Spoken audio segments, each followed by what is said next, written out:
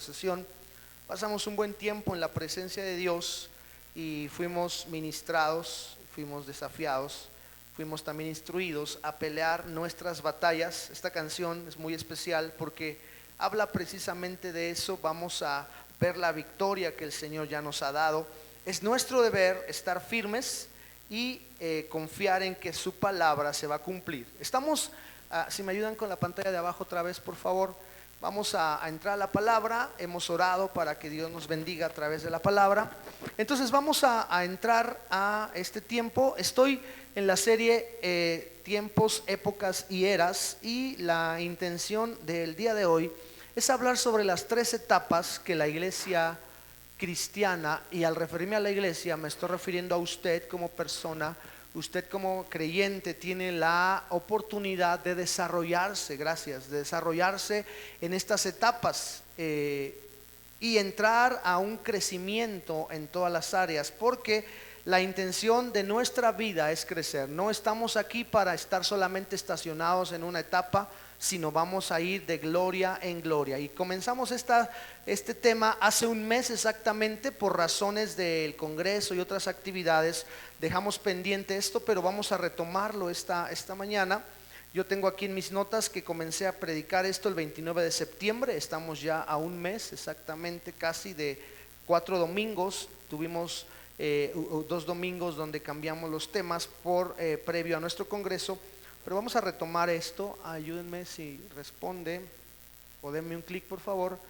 Dice la palabra de Dios en Efesios capítulo 4 versículo 13: hasta que todos lleguemos a la unidad de la fe y del conocimiento del Hijo de Dios, a un varón perfecto, a la medida de la estatura de la plenitud de Cristo. Gracias. Entonces estamos en esta parte hablando de que todos tenemos que llegar a la unidad de la fe y tener un crecimiento en todas las áreas de nuestra vida. Luego tenemos otro texto por ahí que dice el libro de Cantares. Deme un clic por favor, no me está respondiendo. No sé si se le agotaron las baterías o algo así. De hecho no va a funcionar porque tengo acá híjole. Si alguien me ayuda subiéndole por favor. Gracias, muchas gracias. Con razón no respondía, ¿verdad? Mientras, denle un clic por favor. Tu cuello como la torre de David, dice, edificada con hileras de piedras, miles de escudos cuelgan en ella, todos escudos de los valientes. Ahí nos quedamos y estuvimos hablando de una comparación entre la iglesia y la novia de Cristo. Ayúdenme por favor dándole un clic para avanzar.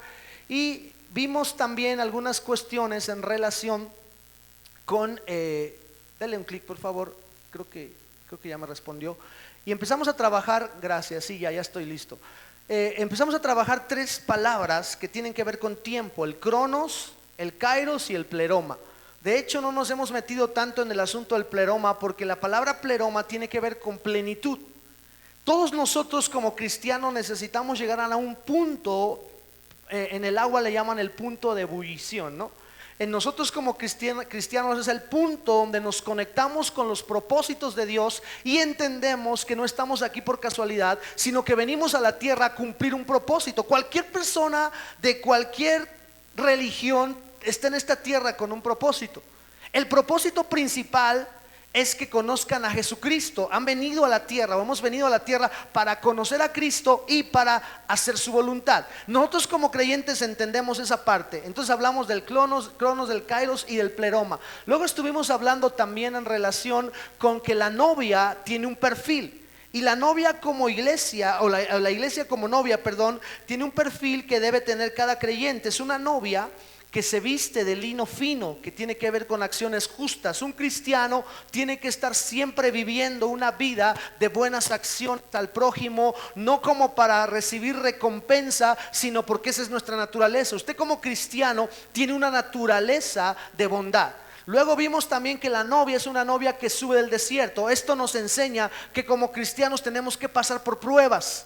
No estamos solamente aquí para disfrutar, pasamos por pruebas y adversidades. Dice el libro de Cantares, ¿quién es esta que sube del desierto? Es decir, la novia de Cristo sube del desierto, de las crisis, de los problemas. Luego aprendimos que es una novia que da de comer o de tomar agua. Esto quiere decir que nuestro principal objetivo es que la gente escuche y reciba la palabra. No estoy aquí para predicarle mis experiencias. La persona que pasa aquí a enseñar no está aquí para hablarle de sus revelaciones. Estamos aquí para hablar de la palabra y vamos a dar de beber agua a la persona que necesita. Luego aprendimos también que la novia de Cristo es una novia que debe tener un padre, tiene una identidad. Es una novia que debe de tener una casa, debe ser parte de una congregación. Hoy en día, en una sociedad tan pluralista, donde hay tantas situaciones, de repente el pertenecer a un grupo es importante, pero nosotros no solo pertenecemos a un grupo, sino pertenecemos al cuerpo de Cristo y debemos de tener una identidad. Primero tienes una identidad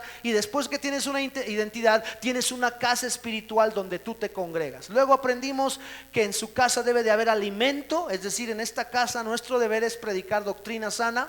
Debe tener un lugar para los camellos. Esto quiere decir que tenemos que apreciar los ministerios. Lo que hemos aprendido en el Congreso también nos va de la mano con esto, porque uno de los ministerios que Dios estableció es precisamente el ministerio profético, y nosotros creemos y aceptamos esos ministerios. Bueno, ahora vamos a entrar ya al punto donde es importante que tú sepas que una vez que tú tienes estas características, Dios te otorga a ti dones. La figura es que Eliezer, que representa al Espíritu Santo, le entrega brazaletes de oro y le entrega anillos a esta mujer, porque cuando Cristo nos llamó como cristianos, nos dio un don. Usted tiene un don, usted tiene un talento, tiene un ministerio. Mentira del diablo que usted piense que no sirve para nada. En la iglesia Dios le repartió dones. ¿Cuántos dicen amén a eso? Dile al de al lado, tú tienes un don, tienes un talento que Dios te dio. Muchas veces pensamos que no es así, pero Dios nos dio talento, nos dio dones. Porque nos dio un brazalete, nos dio un anillo, y no nos dio cualquier cosa, nos dio dones maravillosos. Qué precioso es saber, ahora que fue el cierre del Congreso, cómo Dios empezaba a fluir en palabra profética en muchos de ustedes. A mí me impactaba cómo Dios tomaba control de sus bocas, tomaba control de sus vidas y los llevaba a hablar palabras tan certeras. Muchas veces pensamos, la palabra era para tal persona. No, la palabra era para ti también. Dios tuvo alguna palabra que dejarte a ti. Por ejemplo, me quedó muy marcada la palabra que decía hacia alguien, le decía: aviva de nuevo el don que hay en ti, aviva el fuego que hay en ti. Y eso es importante, porque nuestro deber es entender que Dios me dio a mí un talento. Ahora, en ese punto yo debo de volver a retomar la figura de la novia, porque estamos hablando de la novia de Cristo, que somos nosotros como iglesia, y estamos hablando de las etapas que debemos de atravesar. Como cristianos, esto es bien sabido, que nuestro Dios requiere que nosotros tengamos madurez. Y usted está en la iglesia no solo para recibir una predicación motivadora. Usted está en la iglesia, usted viene a la iglesia para encontrar la voluntad de Dios para su vida, y para ser desafiado a que usted crezca en Dios. Primero que le conozca, y después de que usted ya le conoció, usted vaya creciendo en Dios. Ahora, este libro de Cantares habla de un diálogo para el futuro, porque se está refiriendo en una forma profética a lo que iba a suceder más adelante. Yo sé que no tengo que explicarle que el libro de Cantares está en el canon bíblico porque tiene una inspiración divina. Aunque habla del enamoramiento de una pareja, de la tsunamita con el rey Salomón, que se disfrazó de pastor. Así como cuando Jesús se encarnó, Jesús siendo el gran Dios, vino a encarnarse, vino a disfrazarse, por así decirlo, y vino a enamorarnos a nosotros como iglesia. Entonces, esa figura de Cantares es tan maravillosa, y es una figura profética también, porque está hablando de algo que iba a suceder en el futuro. Estamos regresando a Cantares. Si usted me acompaña, Cantares capítulo 4, eso no va a aparecer en la pantalla, pero Cantares capítulo 4, del verso 1 al 4, dice: qué bella eres, oh amada mía, qué bella eres. Tus ojos son como palomas mirando a través de un velo, tu cabello como manadas de cabritos que se deslizan por las laderas de Galaad. Tus dientes son como rebaños de ovejas trasquiladas que suben del lavadero, que todas tienen mellizos y ninguna hay sin cría. Tus labios son como hilo de grana y tu boca es bella. Cualquiera diría, ¿y eso a mí qué me importa? Se están diciendo sus piropos. Ojo, pero todo eso tiene un significado muy importante. Hay una parte donde dice, tu cuello es como la torre de David. Y aquí es donde uno dice, bueno, le está hablando de una metáfora muy interesante. ¿Por qué la compara con el cuello, o su cuello lo compara con una torre? Tenemos que entender que en el lenguaje hebreo la figura del cuello es muy importante. Algo que Dios rechazaba, algo que Dios aborrecía del pueblo de Israel, es que Israel era un pueblo de cuello erguido, de cuello endurecido. La Biblia le llama de dura cerviz. Es decir, el cuello juega una figura muy importante en el ámbito espiritual. Porque el cuello es cierto que tiene que agacharse delante de la presencia de Dios, pero el cuello de la iglesia debe mantenerse firme y rígido ante los embates del mundo. La sociedad en la que estamos viviendo está golpeando tremendamente a la iglesia y nos señalan como religiosos, nos señalan como carentes de conocimiento, nos señalan como gente fuera de moda, porque empieza a haber cosas nuevas, aparentemente nuevas leyes, nuevas maneras, el homosexualismo, la diversidad sexual, el aborto y todo ese tipo de situaciones. Y cuando la iglesia levanta la voz y quiere decir que eso es incorrecto, la gente se voltea en contra de la iglesia y la vitupera. Por eso muchos cristianos hoy en día han tenido temor de testificar del Dios real, el Dios que está en sus corazones, porque su cuello no está erguido, su cuello no está firme. Y aquí la comparación del salmista o del proverbista es que tu cuello debe ser como una torre, la torre de David. Y vamos a entrar a ese punto porque la etapa de la preparación de la novia ha pasado. La belleza de la iglesia es muy evidente. La iglesia de Cristo es hermosa, no solo por sus templos, no solo por las luces, por la adoración. La iglesia de Cristo es hermosa porque Cristo habita en ella. ¿Cuántos están de acuerdo en eso? Usted debe entender que la iglesia en este tiempo ya está ataviada, ya está preparada. Parece ser que un recorrido por las enormes sendas de Dios ya acabó. No hay arrugas, no hay manchas, solamente belleza. Y de eso se habla nada más, porque la novia ahora es perfecta. Está hablando del futuro. Es cierto que como iglesia todavía nos cuesta un poquito y nos falta llegar a la perfección, a la plenitud, al pleroma del que estamos hablando. El pleroma es cuando llegas al tiempo exacto, donde estás perfecto en Dios, donde Dios cumple sus planes en ti y donde su voluntad perfecta se hace una realidad en la tuya. Hacia ese tiempo nos dirigimos. El amado está satisfecho por su hermosura, por tenerla a ella como su amor. Aquí hay una enseñanza para los varones.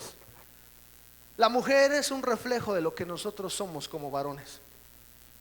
Si tu mujer está deprimida, tendrías que preguntarte tú como varón, ¿qué estás haciendo con esa mujer? ¿O cómo estás actuando con esa mujer? Si tu mujer no es hermosa, bueno, o no se viste hermosa, y no es que solo se vista, sino que no se sienta, se vea hermosa, tendrías que preguntarte si estás haciendo bien las cosas. Porque la Biblia nos compara a nosotros los varones como viñadores, y la esposa es comparada con una viña. Y nuestra tarea como esposos es despedregar la viña para que la viña produzca vino. Y el vino alegra el corazón del hombre, así como una mujer embellecida y dirigida bien por un marido va a embellecer y va a embriagar el corazón del hombre de amor. Por eso yo no creo que el amor se acabe.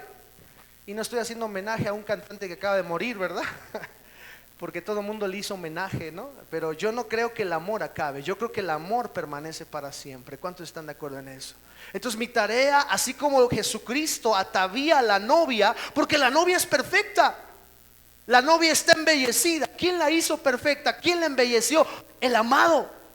En nuestro caso, varones que estamos en este lugar, es nuestro deber embellecer a nuestra mujer. No solamente pagándole buenos cosméticos, comprándole Mac, comprándole ropa cara. No, se trata de que tu amor hacia ella la embellezca cada día. Y claro, si quieres invertir en ella no es problema, ¿verdad?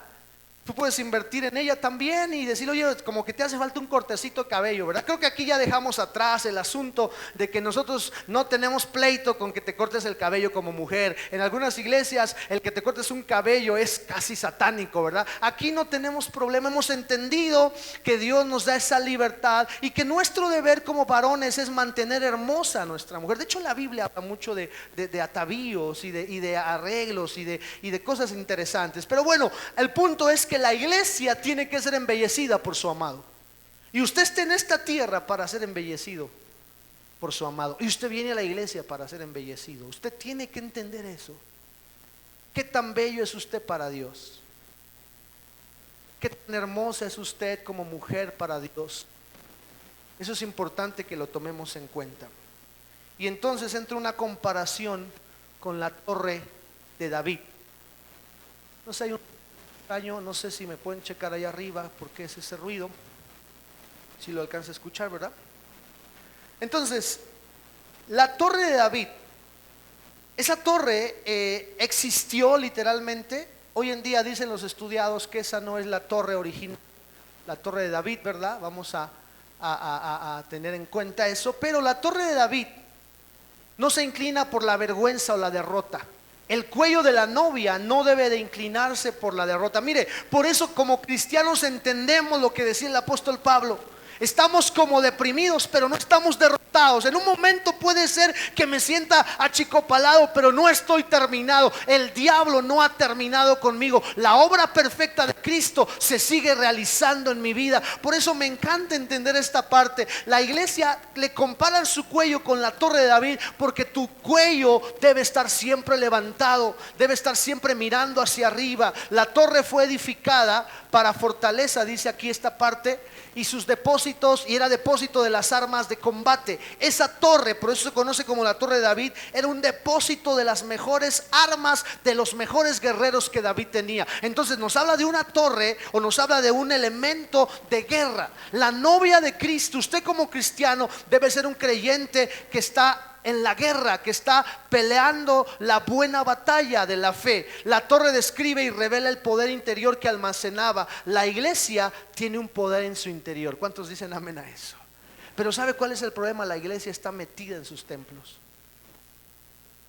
Tenemos un poder bien grande, pero lo estamos aquí entre nosotros. Tenemos armas nucleares aquí adentro, pero no las sacamos allá para donde el planeta necesita la presencia de Dios. Aquí en este lugar hay una presencia hermosa, y es porque Cristo habita en usted. No es el templo, porque Dios no habita en templos así como estos. Dios habita en su corazón. Si Dios está aquí es porque usted lo trae en su corazón, y eso tenemos que llevarlo allá afuera, porque aquí adentro es hermoso tener ese poder, pero es mucho mejor llevarlo allá afuera donde está la necesidad. La torre fue edificada para fortaleza precisamente. No es el cuello de la ruina, no es algo pisoteado, abatido, desordenado. Permanece firme y erguida para que la gente de afuera vea que la iglesia y el camino de Cristo vale la pena. Esta torre, si la atacaban, significaba una reacción inmediata.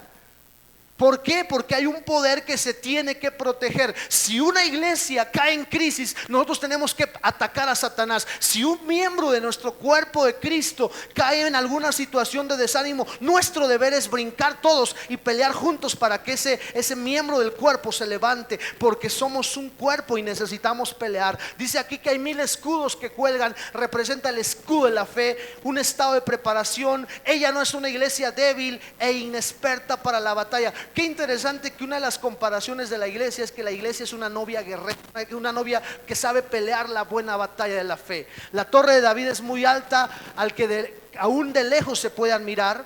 El cuello de la amada es una torre porque representa las alturas y enfrenta todo desafío con valor. Escuche bien esto. Se me hace que voy a cambiar el micrófono, chicos. No sé de qué sea. Yo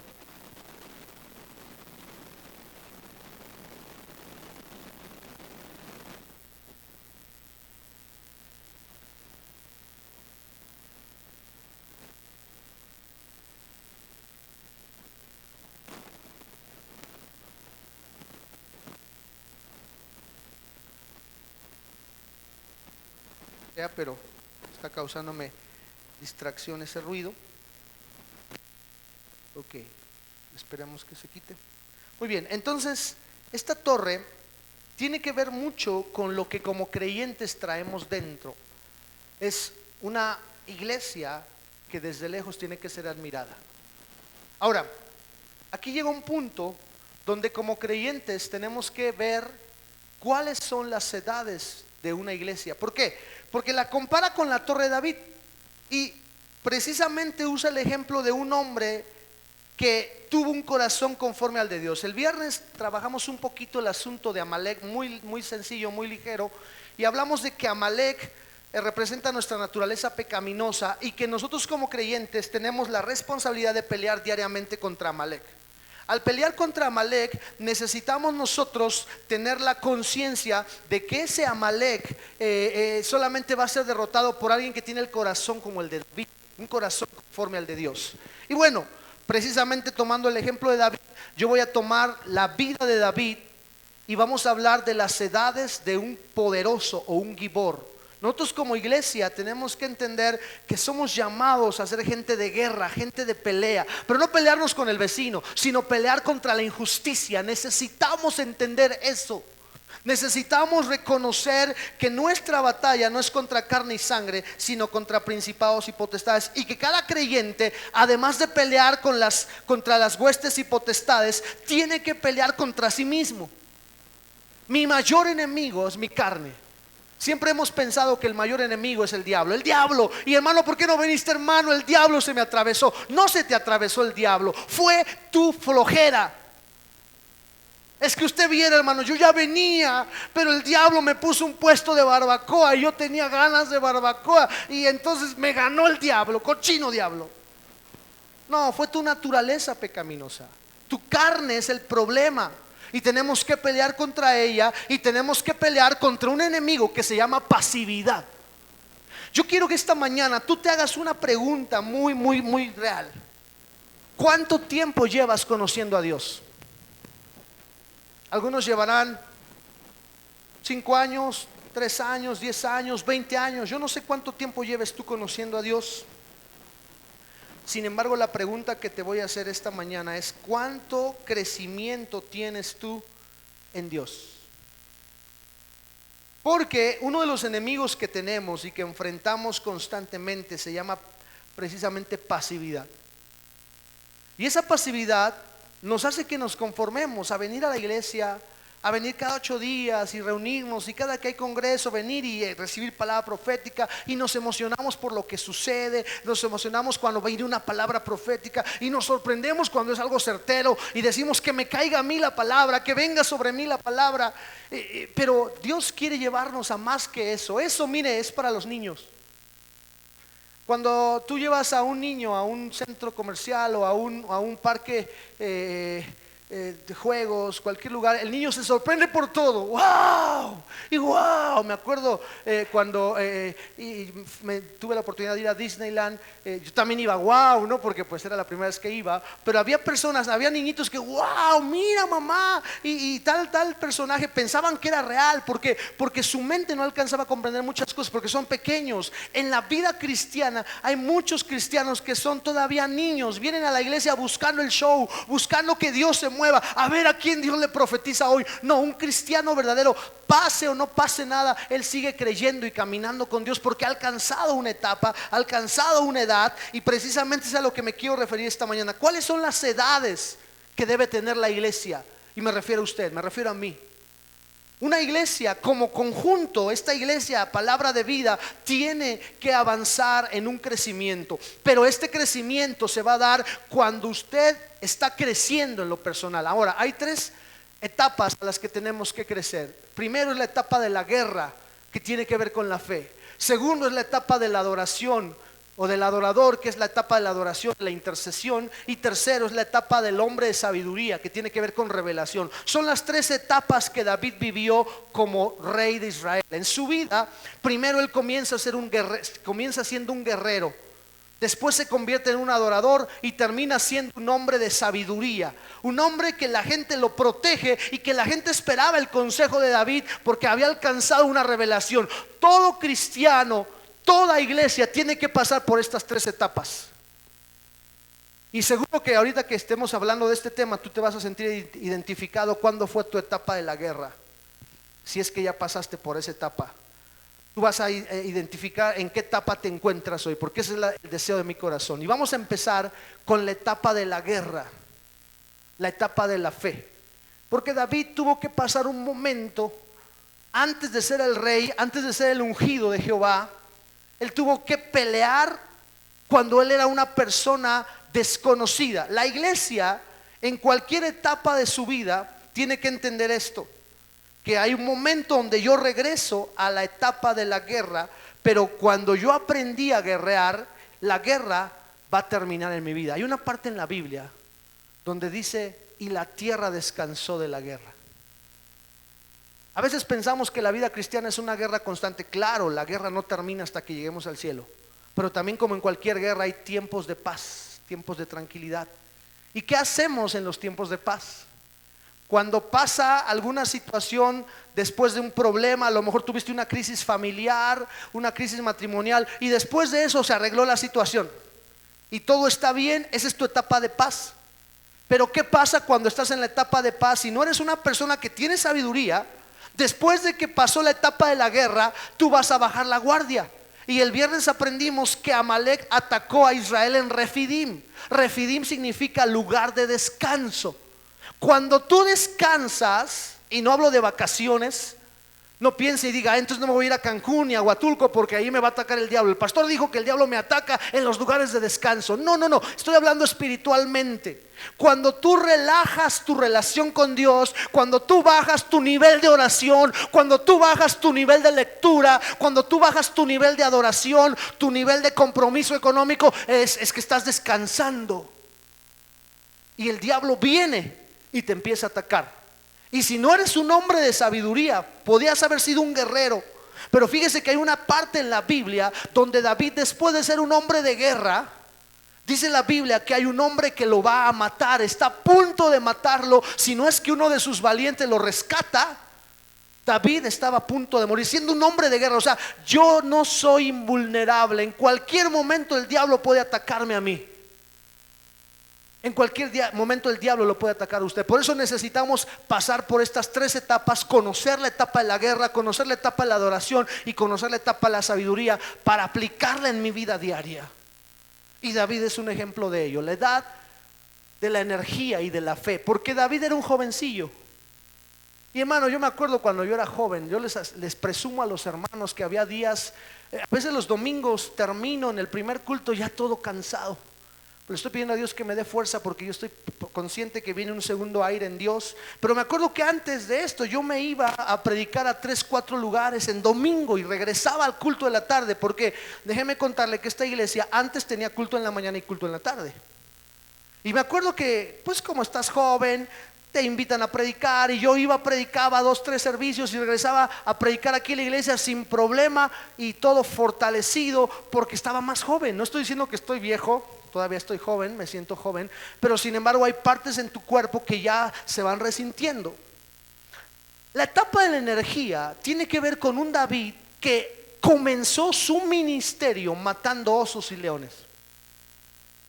Antes de matar a los Goliaths, primero tuvo que experimentar. Usted como creyente tiene que entender esto. Dice la Biblia en 1 Samuel 16, versículo 18: respondió uno de los mancebos y dijo: he aquí, he visto a un hijo de Isaí. Ni siquiera menciona a David, o sea, no sabe ni su nombre. Vea cómo todos en algún momento de nuestra vida como cristianos somos desconocidos en el reino, por así decirlo. ¿Quién es ese?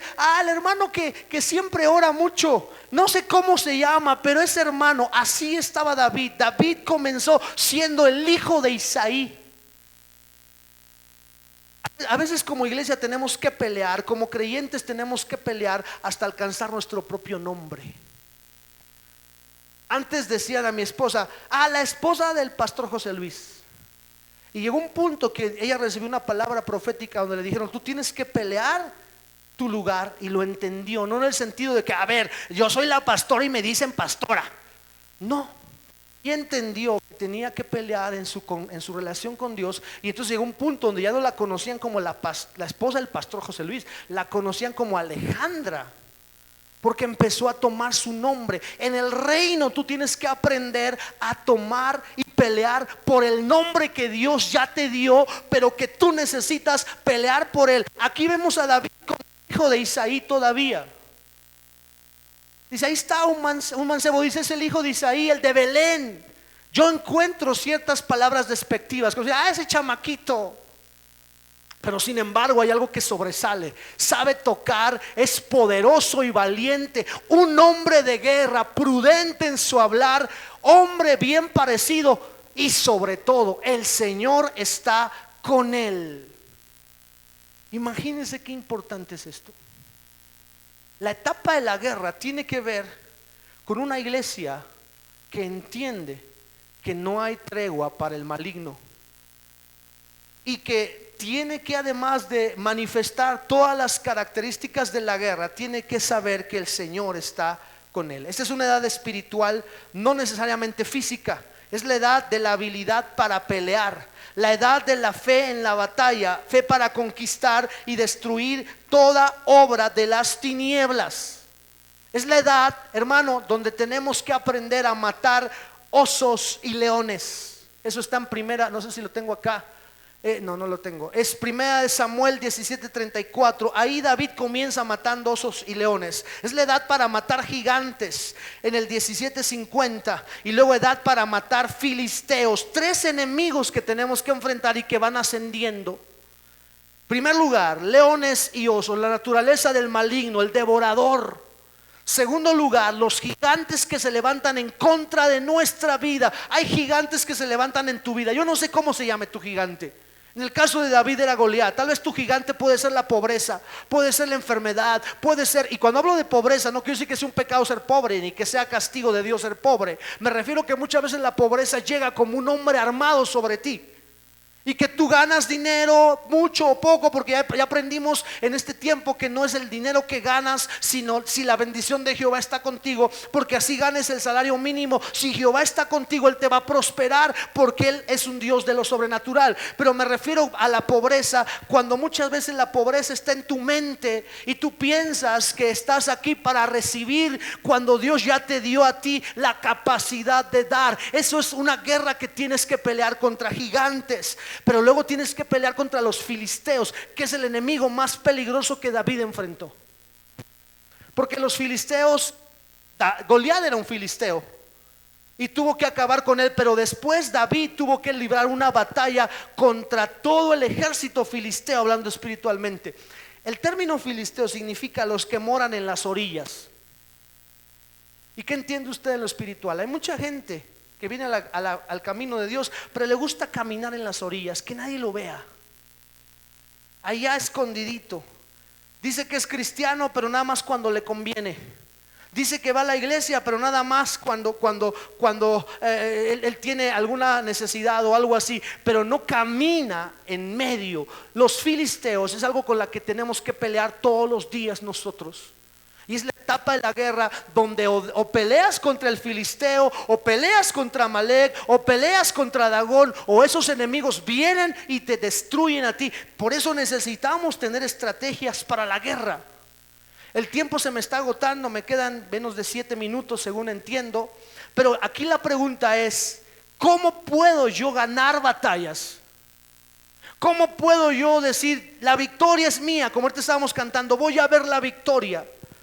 O sea, ¿a poco solo cantando lo voy a obtener? Claro que sí, la alabanza es poderosa, pero la alabanza conectada con otras situaciones que vamos a mirar, si me alcanza el tiempo, vamos a poder tener una buena experiencia de la guerra. Es decir, tú como cristiano tienes que aprender a ser un guerrero.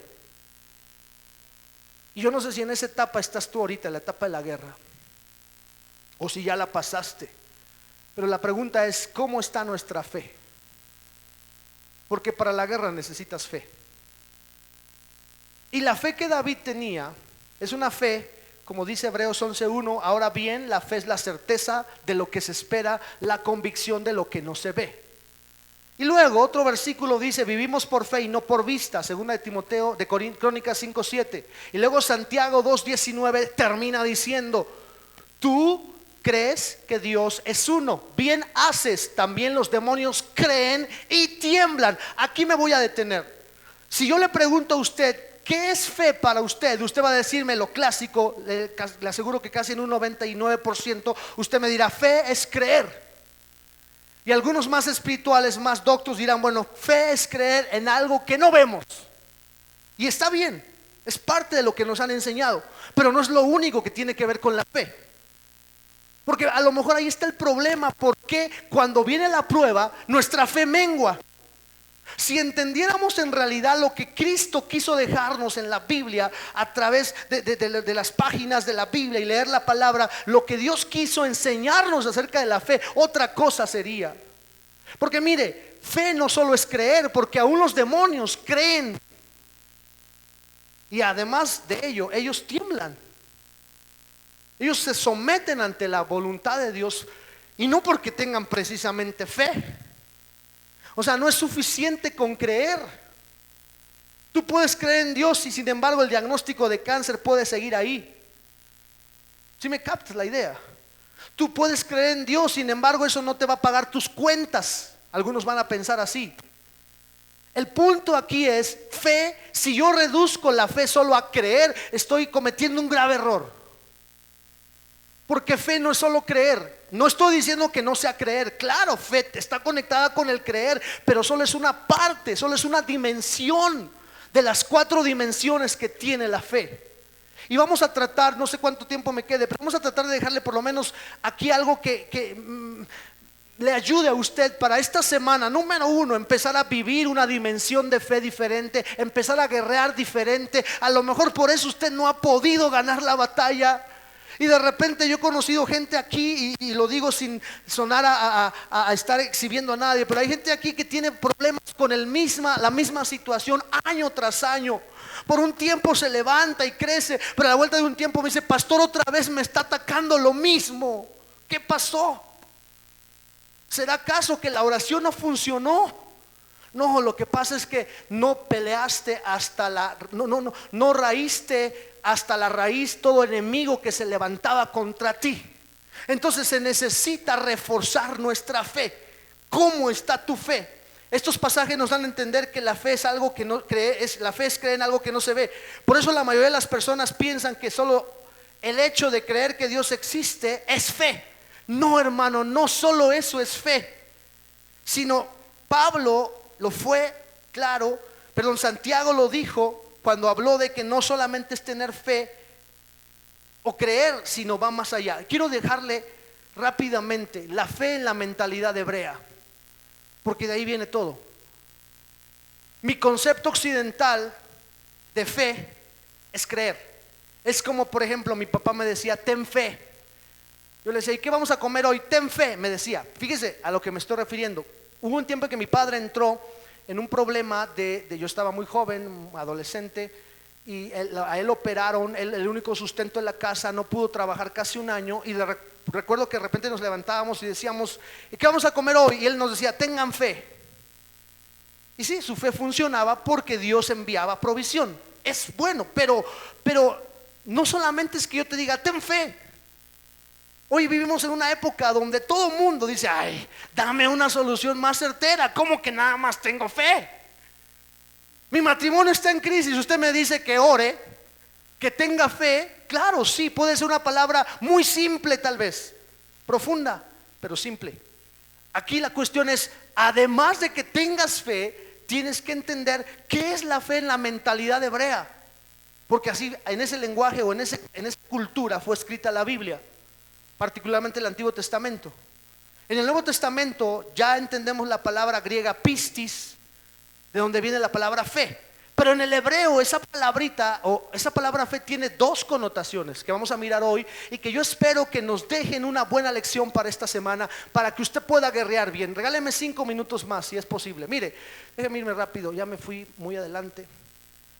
Ok, ya me adelanté, quién sabe cuánto. Ok, las 2 palabras que quiero trabajar con usted son las palabras hebreas emuna y amán.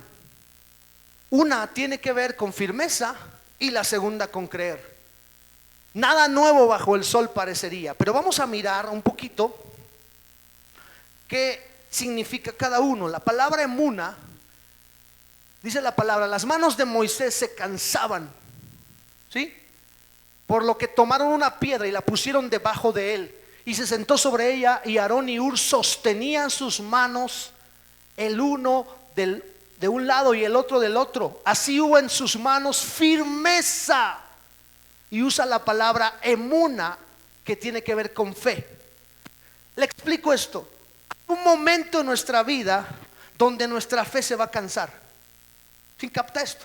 O sea, yo estoy peleando la batalla, estoy metido en el Señor. No tiene que ver con pecado, ojo. No quiere decir que tú te canses por el pecado. No, tú estás tratando de esforzarte en Dios, tú estás avanzando, caminar con Dios, pero hay un punto en la vida que tú tienes que recordar que eres vulnerable, eres ser humano todavía, tu carne no ha sido transformada todavía. Tú te picas aquí, te duele todavía. Cuando llegues al cielo, tu cuerpo va a ser transformado, lo corruptible se va a volver en incorruptible. Pero hasta este momento, ¿cuántos aquí todavía se han cansado alguna vez?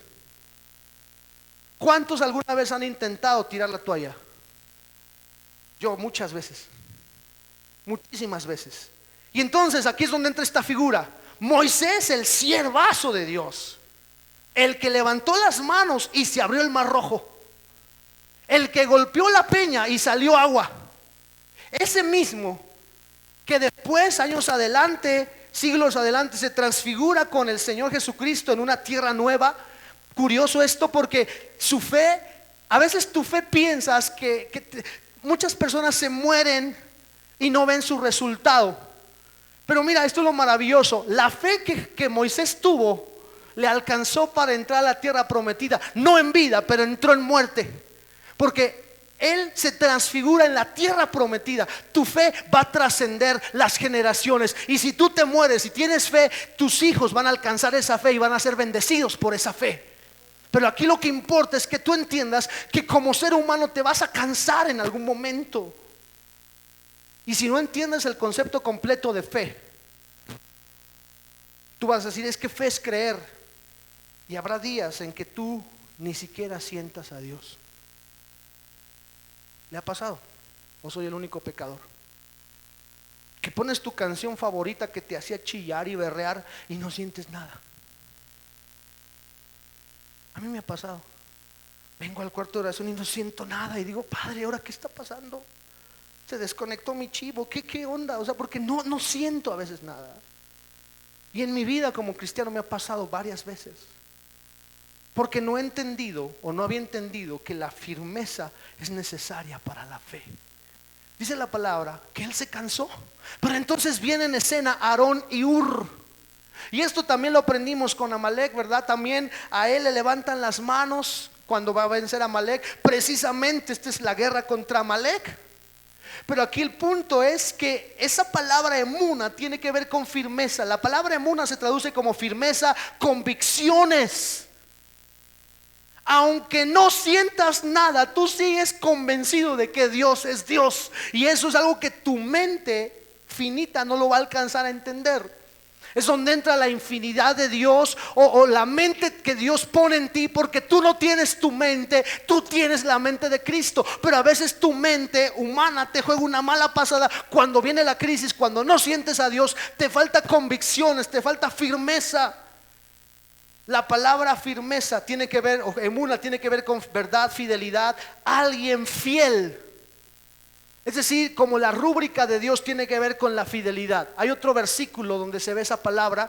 Él es la roca cuya obra es perfecta, porque todos sus caminos son rectos. Es un Dios de verdad. Y aparece emuna. Entonces la fe está ligada con la verdad.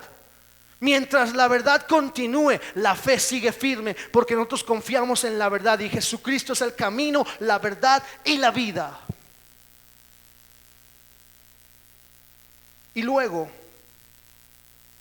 una tercera palabra donde aparece emuna. Hay muchas en la Biblia en realidad, pero quise traer tres importantes. Dice, no se les pedía cuentas a los hombres en cuyas manos el dinero era entregado, para que ellos lo dieran a los que hacían la obra, porque ellos lo hacían fielmente. Emuna, gracias. Pedí 5 minutitos más, regálenmelos. ¿Ya se acabaron? chiquitos. Lo siento. Tendré que entregarles cuentas después. Después me descuentan, me hacen que predique 20. Se los debo para la próxima semana. Déjenme terminar esta idea. Lo hacían fielmente. La fe tiene que ver con fidelidad. ¿Me capta el asunto? ¿Cuán fiel eres tú a tu Dios? Ahora, no quiere decir que aunque tú no seas fiel, Él no va a ser fiel. Él es fiel. A pesar de tu infidelidad, Él está siendo fiel. Pero tú necesitas entender que la fidelidad le da un extra, un plus a tu fe. Ahora, dejemos Emuna por un momento. Vamos a la otra palabra que les dije, que es la palabra Amán. Y esta palabra Amán aparece en Génesis 15:6. Y creyó a Jehová y le fue contado por justicia. Es la primera vez que aparece la palabra fe, creer. Y esa palabra Amán está ahí abajo, significa estar firme, aguantar. ¿Cuántos aguantan los embates del diablo? Pero aguantarlos de buenas. No sé si Dios me estaba hablando, pero ayer que estaba haciendo mi sermón, estaba yo, mi hijo prendió la televisión y apareció la película de Rocky 1. ¿Quién ha visto las de Rocky? Sangrientísimas, ¿verdad? Pero el valor de Rocky, ¿por qué un desconocido pasa a ser famoso? Es porque aguantaba los trancazos. Y el negrito le decía, ya quédate ahí. Y él se paraba y le decía, ven. O sea, porque tenía firmeza, aguante. Y no lloraba. Y hay una parte donde le dice, córtame el ojo, ¿no? Y se lo corta. Y yo, esto es para una predicación. Y me acordé de que Emuna tiene que ver con firmeza, aguantar los trancazos. ¿Cuánto aguantas lo que el diablo lanza contra ti? No se trata de esquivarlo a veces, se trata de, aquí estoy. Ahora, acuérdate lo que Dios le dijo a Abraham. Le dijo, yo soy tu escudo. O sea, entiende esto. Cualquier golpe que te llega a reducir. O sea, cuando el diablo te pega, no te pegó completo, porque Jehová es tu escudo. Nada más recibe el impacto. Ya nada más fue como el rebote, porque Jehová es tu escudo. Por eso estamos de pie. Pero aún así de repente nos tronamos con tantito. Imagínense si el Señor se quitara de plano y nos lanzaran todos, ya nos hubiéramos muerto. Porque no tenemos la emuna, la firmeza, aferrarnos, confiar, tener fe, creer. Además del hebreo, este término aparece en arameo, que es poco común, pero también aparece en los escritos arameos, en arábigo y en siriaco. Aparece en todos los periodos bíblicos 96 veces aproximadamente. Eso me enseña que es una palabra importante. ¿Qué tan firme soy yo? ¿Qué tanto aguanto? Híjole. Aquí cierro ahora sí. ¿Cuántas veces somos como la generación en la que estamos viviendo? Dicen que esta generación es la más quejosa de todos, la que más demanda por todo. El que trabaja en la oficina quiere sus 3 horas para tomar café y tranquilo. O sea, es la generación que más exigencias pone. Y le voy a decir un secreto, pero no se lo diga a nadie. Dicen que es la menos productiva. Nuestras generaciones de nuestros padres fueron la generación de los constructores, la que construyó después de la Segunda Guerra Mundial. Muchas cosas se devastaron. Esa generación construyó con lo que tenía en su alcance.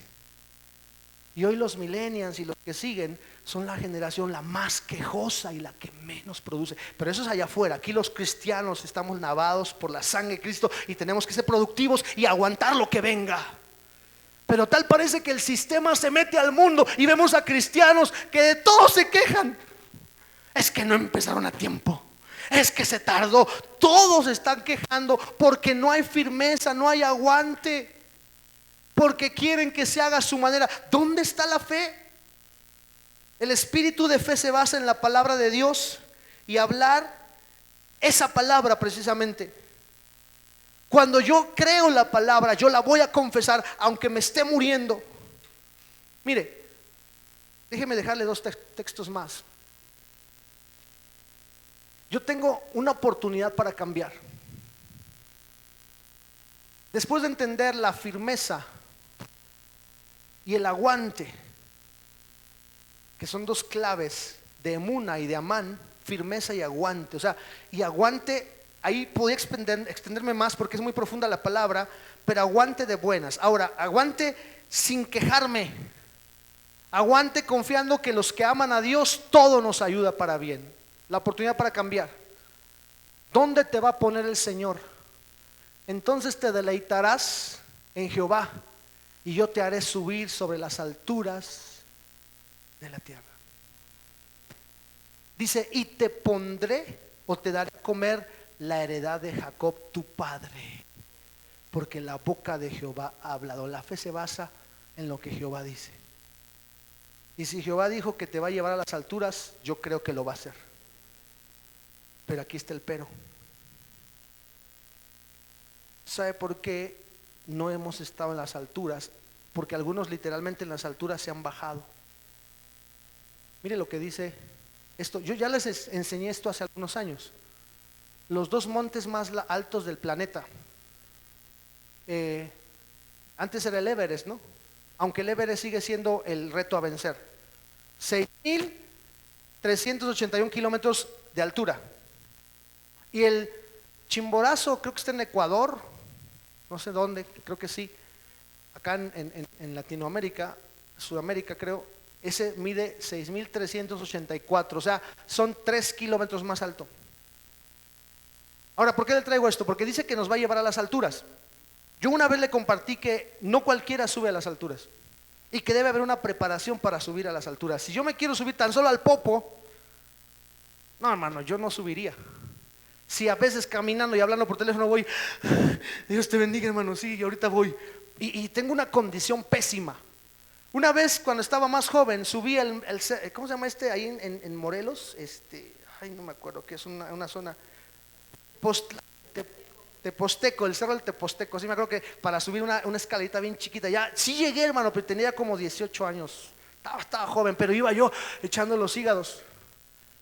Después subí al cerro de la Mariposa Monarca también. Fuimos en la camioneta y yo dije, ya ahorita llegando rápido. No, caminamos como 4 kilómetros todavía más en pura subida. Hasta un hermano que era pastor nos echó bronca y, ¿ustedes para qué me traen? Creo que se le bajó la presión o se le subió, no sé. Pero sí, regañadientes, pero subió hasta la parte alta. Y lo peor fue que subimos y ya las mariposas estaban dormidas, porque ya eran como las 6 de la tarde.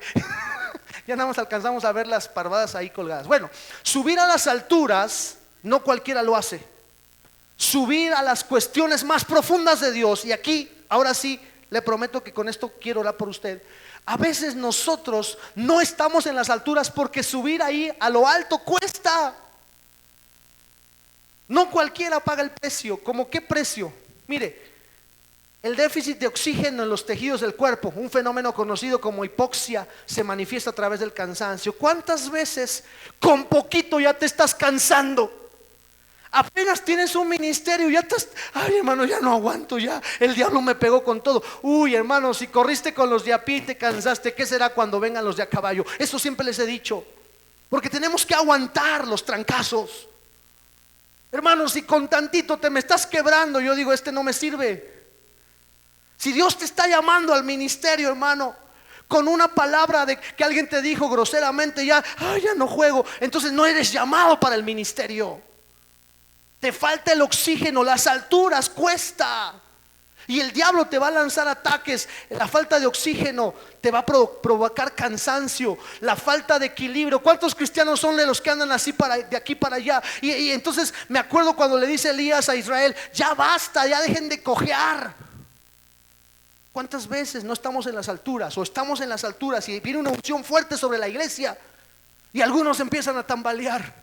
Ay no, ya no juego. Ay, es que ya no me toman en cuenta. ¿Por qué? Porque subir a las alturas te ocasiona falta de equilibrio. ¿Cuántos cristianos están desequilibrados? El subir a las alturas hace que pierdas el apetito. ¿Cuánto tiempo tiene que no lees la palabra? Ah, no, pero ya escuché el sermón, ya escuché las predicaciones de la pastora Alma, del pastor Joss. No leí la Biblia, pero me chuté las de Cash Luna, me aventé una de Maldonado, me aventé 3 de Dante Gebel. No, pues estoy poderoso. Y la palabra, no es lo mismo escuchar un sermón que correr a tu Biblia y alimentarte. Cuando estás en las alturas, a veces te sientes autosuficiente. Yo he escuchado pastores que dicen: hoy no voy a hablar de la Biblia, y la cierran. Y digo: wow, entonces ¿de qué vas a hablar? ¿De tus viajes o de tus experiencias? La Biblia es lo que debe ser nuestro mejor alimento si estamos en las alturas. Pero cuando estás en las alturas y entonces no comes palabra, entonces ya te hizo daño las alturas. Hay gente que le marea. Yo le pido a Dios: Dios, hazme siempre firme, estar firme en ti. Que aunque tú me bendigas y me des más de lo que yo espero, yo pueda estar con los pies en la tierra. Para eso necesito emuna y necesito firmeza y aguante. Porque el aguante no solamente es aguantar los trancazos del diablo, sino aguantar también las bendiciones de Dios. Porque hay gente que con las bendiciones de Dios se truena. Y por eso a veces Dios prefiere no dárselas a algunos.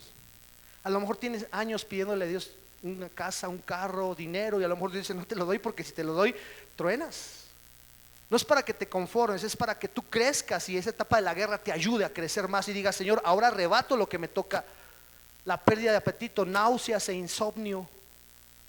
La gente que todo le molesta: esa predicación era para mí, y le da náuseas. Ay, es que el pastor hoy está muy carnal, se tardó mucho. O sea, porque la náusea te causa problema en el estómago. Cuando hay amargura en tu corazón es porque hay náusea ahí. Dices: es que algo me duele en el estómago, porque no aguanta las alturas. Bueno, este es otro rollo, mejor ni se lo digo porque ahí me voy a aventar otra hora. De verdad, ¿estás preparado para las alturas? ¿Estás preparado para ir más allá? ¿O te quieres conformar ahí abajito? Hermano, aquí estoy bien. Aquí el diablo ni me pega ni lo molesto. Las alturas es para la gente que tiene fe, que tiene firmeza. Póngase de pie esta noche, por favor, esta mañana, por favor. Déjeme regresarme a este texto que para mí es clave. Te deleitarás en Jehová. Ojo, el deleite es primero. Antes de que venga la victoria, primero te deleitas. Te deleitarás en Jehová, y Él dice: yo te haré subir las alturas. Yo no sé si esta mañana alguien diga: yo quiero alturas. Hay alguien que dice: yo quiero más del Señor. De verdad. Pase lo que pase, venga lo que venga, se va a preparar con emuna y se va a preparar con Amán. El Señor: yo quiero más de ti. O sea, no estoy diciendo que lo haga. Hacer un compromiso con Dios, decirle: yo quiero subir más alto. Yo quiero llegar a esas alturas. Yo quiero que en mi etapa de la guerra yo pueda ser de verdad un guerrero valiente que mate osos, que mate leones, que mate gigantes y que después acabe con los filisteos. Pero que en ningún momento yo pierda el piso de quién soy yo. Y entonces Dios te va a poner en las alturas de la tierra y te dará a comer la heredad de Jacob, tu padre. Porque nos recuerda el Señor que nuestro padre Israel es Jacob. Qué fuerte es esto. Pero eso lo explico en otra enseñanza. Porque no nos llama hijos de Israel, nos llama hijos de Jacob, del carnal, del almático. Para que nunca se te olvide que todo lo que tú tienes, si te separas de Dios, Dios en cualquier momento te lo puede arrebatar. Oremos esta mañana. Padre, yo sé que tú estás en este tiempo con nosotros. Yo sé que tienes una época gloriosa para aquellos que te buscan, para aquellos que te aman, para aquellos que están contigo, Señor Jesús. Empieza a hablar con tu Dios. Si tú quieres ser ese guerrero que suba alturas, dile: Padre, quiero prepararme esta noche, esta mañana. Quiero prepararme, Señor Jesús. Quiero ir más allá de lo que tú tienes, Señor, de expectativa para mí. Yo confío en tu voluntad, yo confío en tus propósitos, yo confío en que tú harás cosas maravillosas en cada uno de nosotros, Señor. Aquí hay gente, Señor, que hemos anhelado las alturas, que no queremos conformarnos, Padre, con lo que está ocurriendo. Hay tanta atmósfera de bendición, hay tanta palabra que se ha soltado en nuestras vidas, pero muchas veces, Señor, el problema somos que no tenemos la fe suficiente. Pensamos que fe solo es creer, pero tú hablas más, Señor, de eso, y nos hablas de convicciones, nos hablas de firmeza, nos hablas de fidelidad, de compromiso. Y Señor, yo podré subir en tu nombre las alturas espirituales. Yo sé que esta mañana hay gente aquí haciendo compromiso contigo de subir más alto. Tal vez a algunos les está faltando el oxígeno en esas alturas, pero hoy te pedimos que venga tu gracia sobre nosotros. Tal vez algunos nos hemos sentido solos allá arriba, nos hemos sentido mareados, nos hemos sentido que vamos a tambalear, pero estamos en las alturas y ahí queremos habitar, Señor, quedarnos en el lugar más alto para que venga la herencia de Jacob sobre nuestra vida. Fluye por favor esta mañana, Señor, fluye en cada uno de nosotros. Trae libertad a nuestro corazón, trae firmeza a nuestro corazón, trae más valor, Señor, el aguante que tu iglesia necesita. Se nos ha dicho que vienen cosas gloriosas para nosotros, pero tenemos que mantenernos firmes en tu promesa, en tu voluntad, no desviarnos ni a la derecha ni a la izquierda, creer que el Dios que empezó la obra la va a terminar en cada uno de nosotros. Aquí están nuestras familias. Esperamos y confiamos en ti, Señor. Esperamos y nos mantenemos, Señor, sostenidos por tu mano, guardados en tu voluntad, Señor, seguros y dependientes de lo que tú vas a preparar y estás preparando en este proceso, Señor. La iglesia es una iglesia guerrera, una iglesia que sabe pelear, que se levanta a las alturas espirituales. Señor, levántanos cada día a unas alturas espirituales. Levántanos cada día, Señor, a ir más allá de lo que nosotros hemos pensado que podemos llegar. Yo te doy gracias, Señor, porque sé que las batallas que vamos a librar esta semana, Señor, si estamos en ti, si estamos en las alturas, nadie nos va a poder separar de esas alturas, porque tú vas a estar con nosotros y nos vas a sostener. Te bendecimos, Señor, esta tarde. Te honramos, Señor, esta tarde. Reconocemos tu fidelidad esta tarde. Dile, Señor, aquí está mi vida, aquí está mi corazón. Lo que tú quieras hacer estos días, lo hagas y te muestres poderoso a mi vida, te muestres fiel, te muestres real, te muestres como el Dios que me da firmeza, que me da valor, que me da aguante y que me sostiene, porque Él ha puesto su mirada en mí. Confiamos en que vienen buenas cosas para nosotros. Confiamos que viene, Señor, una etapa, una época donde vamos a mirar milagros mayores de los que hemos estado mirando en este tiempo, Señor. Gracias por tu presencia, gracias por tu amor, gracias por lo que tienes preparado. Bendícenos en estos días, guárdanos en tu presencia, guárdanos en tu palabra y permite que veamos